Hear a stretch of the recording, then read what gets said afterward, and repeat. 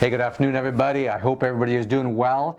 I want to cover something today, and that is the topic on rents. We've had the government shut down those last 2 weeks, March, and April 1st, when it was coming, a lot of landlords were holding their breath because they didn't know what was going to happen here. Rightfully so. Well, we've been dealing with about 30, 40 tenants and landlords this weekend here, this whole week actually, redoing some contracts. Now, I want to give you some tips and some thoughts on how to get ahead of this so you can be better prepared for May 1st, if not, be prepared now. First and foremost here, if tenants, just to clarify something, if your tenant lost their job, which we had a couple tenants, both husband and wife lost their job, they just could not pay rent. Understandable. Everybody is absolutely empathetic about that. And landlords are just going to have to work something out with them. It really is that simple.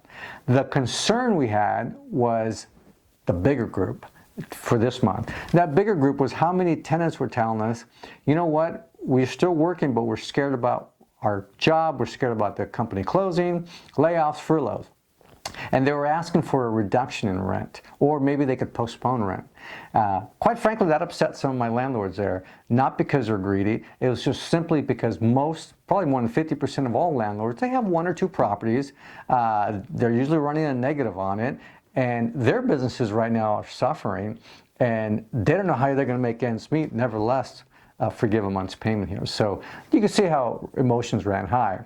So as I told everybody, an example, Suzanne, her rent's $4,000 a month, and we asked what she feel comfortable with. She said $2,500. Told the landlord, here's what we'll do, we'll suggest. We'll pay $2,500 up front, we'll take $1,500 from your deposit that you have, and it'll make this month's whole, makes the landlord whole, and we've got to amend the contract, of course, with everybody's agreements. And they were both fine with it because they understand that they really are in this together, right? So that's somewhat of a workout we did with everybody, and everybody had the same question, what about next month? And I had to really tell them that you just have to take this month at a time because that word unprecedented times, really, after 30 years, I could just tell you, this is just a mess. And I've been in these messes for 30 years. And I can tell you two things here. When things get challenging here, we find a solution here. When this isn't working out, we're finding a little relief here. And it's going to be a bumpy ride. But we will get through this journey together. And I could assure you that the only tip I could give you is you need to trust the journey. And trusting the journey means working out together. As a matter of fact, I think that phrase we've heard a million times in the last 2 weeks is we're all in this together. Probably the thing I've seen more than any other time is that because all of this happened so quickly to everybody, the spirit of cooperation, the spirit of wanting to communicate has never been higher.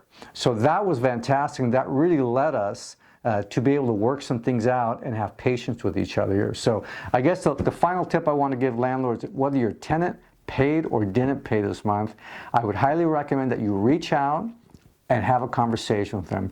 This is going to give you the ability to see what's coming May, because we don't know how long this is going to last, and that's something you want to prepare for.